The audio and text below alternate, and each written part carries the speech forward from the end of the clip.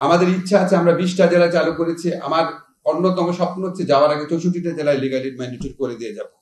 আমাদের হিসাব আছে লিগ্যাল এইড যখন আমরা এটাকে অধিদপ্তরে রূপান্তরিত করব, যখন এটা ফুলি ফাংশনাল হবে, বাংলাদেশে যত মামলা হয় তার অ্যাটলিস্ট 1/4 এমনকি 1/3 পর্যন্ত লিগ্যাল এইডের মাধ্যমে নিষ্পত্তি হবে।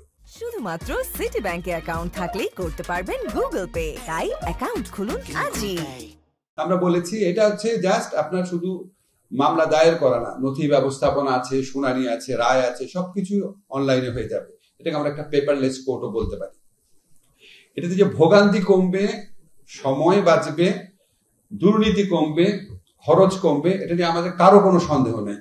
এবং রেজওয়ানা খুব ক্লিয়ারলি এটা আপনাদের বলেছে, আরো অনেকে বলেছে, আমি এটা এমফাসাইজ করতে চাই। আপনারা লয়াররা এটার গার্ডিয়ান হন, আপনারা এনশিওর করেন যে এটাকে কেন যেন পলিউট করতে না পারে, এটাকে কেউ যেন ডিস্টেবিলাইজ না করতে পারে, এটা যেন এখান থেকে যে যাত্রা শুরু হয় এটা যেন থেমে না থাকে। দেখেন ডিজিটালাইজেশনের সুবিধাটা কি, আমরা সবাই বিকাশ ইউজ করি না, কত সহজ করে দিয়েছে আমাদের জীবন। আমরা হোয়াটসঅ্যাপ ইউজ করি, আপনি জানেন আমাদের যে মাননীয় প্রধান উপদেষ্টা আছে, উনার 2টা বড় অফিস আছে, একটা হচ্ছে তেজগাঁতে, আরেকটা হচ্ছে ওনার বাসায় নিচতলা অফিস। কিন্তু ওনার সবচেয়ে বড় অফিস কোনটা জানেন? ওনার সবচেয়ে বড় অফিস হচ্ছে হোয়াটসঅ্যাপ। আমি ওনাকে বক্তৃতা লিখে হোয়াটসঅ্যাপে পাঠিয়েছিলাম একবার, উনি আধা ঘন্টার মধ্যে সে বক্তৃতা এডিট করে হোয়াটসঅ্যাপে আমাকে পাঠিয়েছেন বাংলাতে। তা আমরা কেন সবাই পারি না?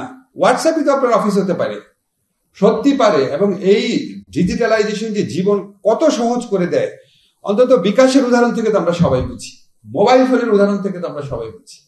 এবং আপনারা দেখেন পৃথিবীতে যেই সমস্ত দেশ ডিজিটালাইজড হয়েছে, যে সমস্ত দেশ পেপারলেস হয়েছে, সেখানে কি বেকার বেশি, নাকি যে সমস্ত দেশ ম্যানুয়াল পর্যায়ে আছে সেখানে বেকার বেশি?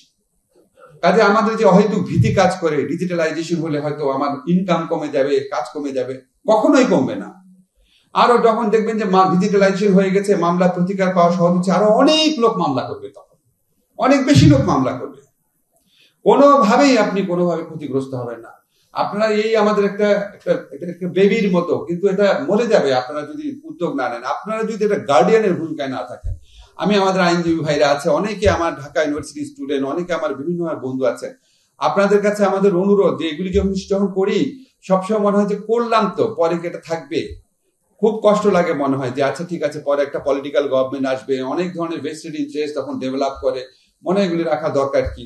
আপনারা এটাকে আপনাদের সন্তানের মতো করে লালন করবেন, এটা ছাড়া আর কোনো প্রত্যাশা নেই। আমরা তো আইন করে দিয়েছি যে পারিবারিক আদালতে আপনার প্রথমে যাওয়ার প্রয়োজনই নাই। আজকে রেজওয়ানা যে ভরণ পোষণের সমস্যাটার কথা বললো, বিনা খরচে বিনা পয়সায় লিগ্যাল এইডে গিয়ে আপনি সেই সুবিধাটা পাবেন। লিগ্যাল এইড ম্যান্ডেটরি করা হয়েছে। পারিবারিক বিরোধের ক্ষেত্রে আপনাকে অবশ্যই প্রথমে লিগ্যাল এইডে যেতে হবে। লিগ্যাল এইডে একজন বিচারক ছিল, সেখানে আমরা 3 জন করে দিয়েছি, একজনের জায়গায় 3 জন থাকবে, 3 গুণ সামর্থ্য বৃদ্ধি পেয়েছে। লিগ্যাল এইডে যদি আপনি ডিসস্যাটিসফাইড হন, শুধুমাত্র তখন আপনি পারিবারিক আদালতে যাবেন। এত বড় যে একটা চেঞ্জ হয়েছে, এটা অবশ্যই একটা পজিটিভ ইম্প্যাক্ট রাখবে যদি আমরা সবাই এই চর্চাটা শুরু করি, সবাই জানায়। আমাদের ইচ্ছা আছে, আমরা 20টা জেলা চালু করেছি। আমার অন্যতম স্বপ্ন হচ্ছে যাওয়ার আগে 64টা জেলায় লিগ্যাল এইড ম্যান্ডেটরি করে দিয়ে যাব।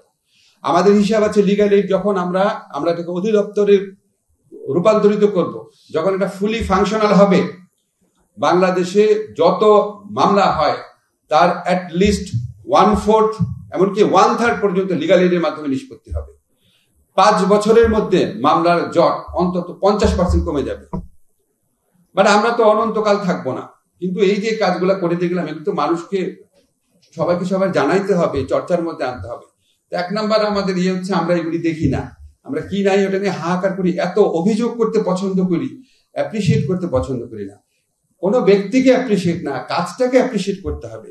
সংস্কারের ক্ষেত্রে আমাদের দ্বিতীয় যে চিন্তা, দুশ্চিন্তা, যেই বিভ্রান্তি, সেটা হচ্ছে আমরা মনে করি সংস্কার মানে হচ্ছে সংবিধান পরিবর্তন করা।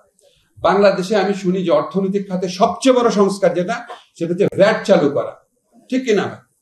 তো ভ্যাট কি সংবিধান পরিবর্তন করে চালু করেছিল? তো আইনের মাধ্যমে চালু করেছে। বাংলাদেশে পরিবেশগত যতটুকু ডিফারেন্স হয়েছে, এটা পরিবেশ আইনের মাধ্যমে হয়েছে। আমাদের এখানে অ্যাসিড সন্ত্রাস একসময় ভয়াবহ ব্যাপার ছিল, এটা এখন প্রায় নাই বললে চলে, আইনের মাধ্যমে হয়েছে। সংবিধান পরিবর্তন করতে হয়।